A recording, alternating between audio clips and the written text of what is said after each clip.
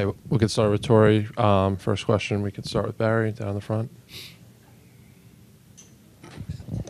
Hey, Torey, what's going on in the dugout with you, Strom, and Benny as you're deciding how far you're going to go with Pfaadt? Yeah, we're having conversations about it, all day yesterday, all morning today, during the game. We're loving what we see. We just felt like once we got to a certain point in the game, he could hand it off to a bullpen that was able to match up and give us what I feel is a really good advantage against some really good hitters. So the conversations are very typical, Am I an idiot if I take him out of the game with 9 strikeouts at 5 2/3? Those are the things that I'm asking, and try to keep it loose.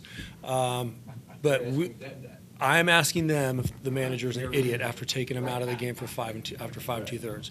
And I know it's a very unpopular decision, but we have great information about how we can, and a plan and a roadmap that when there's limited emotion and limited stimulus, what's the best decision to move this thing forward and control a very, very potent offense. And we felt like we went in that route today, went in that direction today. So you're sitting there going, look, we were going to go, he's going between 40 and 50. Now he's pitching so well, let's give him another 10. How much more can we give him? What do you think? Yeah, that's typical. I talked to him. It's 18 plus or minus 4, 18 hitters plus or minus 4, depending on the score, depending on the situation. We had a back-end bullpen that hadn't thrown, and they were going to pitch in this game no matter what. And I wanted to engage the entire team, and there's a portion of the bullpen that had several days off, and I wanted to get them sharpened up as well. But Brandon was unbelievable. Brandon threw the baseball as good as you possibly could have hoped or imagined. And once again, it's a young kid stepping into a huge environment and executing at a very high level. That's what stands out more than anything. Greg in the back left. Torey, Greg Moore, Arizona Republic. I was going to ask you, are you an idiot taking out? Okay, so I'm having the same conversations. Clearly, you guys are having the same conversations too. In all seriousness, this guy's a manager of a major league team. No, you spoke to Pfaadt. I was going to ask about that, but you spoke to that. I'm curious now what you can say about Cattell. You moved him up to the leadoff spot, and yeah. Of course, he came up huge in the final inning there. What can you say about Cattell? He's just got an unbelievable heartbeat. He loves to be in that moment, and he is one of our best players for a reason. And I thought the key to that inning was Perdomo walking and handing it off to Cattell. But Cattell thrives in that situation. He just has the heart of a lion. He wants to get the job done and be the main guy to help his team win a baseball game. Thank you. Mm-hmm. Tyler on the left. Hey, Torey, just a couple questions about Pfaadt. Like, was there anything else he could have done to stay in the game, or? Probably not at that point in time. I'm guessing he had 15 to 18 more pitches max. Why run him through that portion of the lineup? I know what has happened the third time around to him at different points in time of the season. That's all discussed and talked about. Yes, one thing could have happened. We could have been winning 9-0, and he would have probably thrown 15 to 18 more pitches. But we felt like he got to that point and was unbelievable, and it was time to turn it over. And the 18 plus or minus 4, why is that, something that you believe in? I just know about where their lineup is and set up, and I'm probably going to put a lefty into the. I'm guessing where that lefty's going to be hitting, Marsh, somewhere in that area. That's where I'm starting to really lock in on when I'm going to use a lefty. Standing up in the back right. Hey, Torey, has a crowd ever booed you so loudly making a pitching change? Yeah, I'm sure I was the most unpopular guy in the city of Phoenix, in the downtown area, and maybe the entire state of Arizona, right? But I want everybody to know that is trying to think along with me that we have a strategy, I have a strategy for everything that's done. Everything that's done is been well talked about, and it's not just analytics.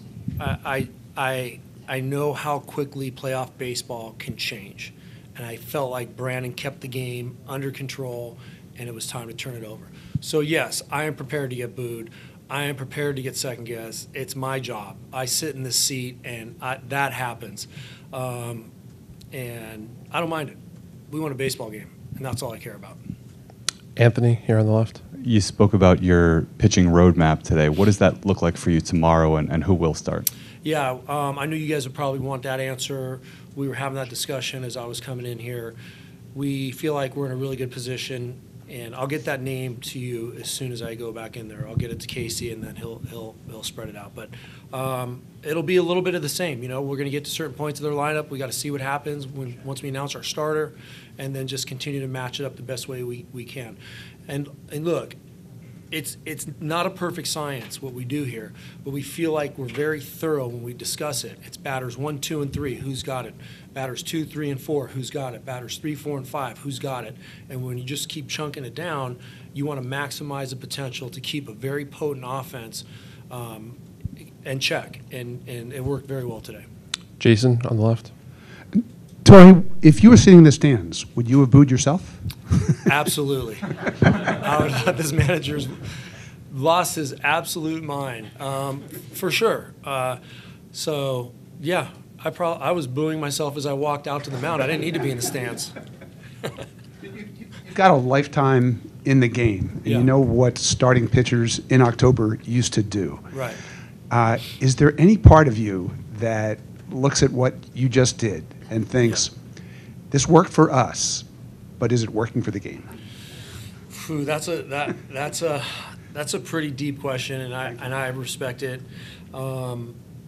I love baseball, and I was taught the game by my parents, by my grandparents, and I am extremely traditional.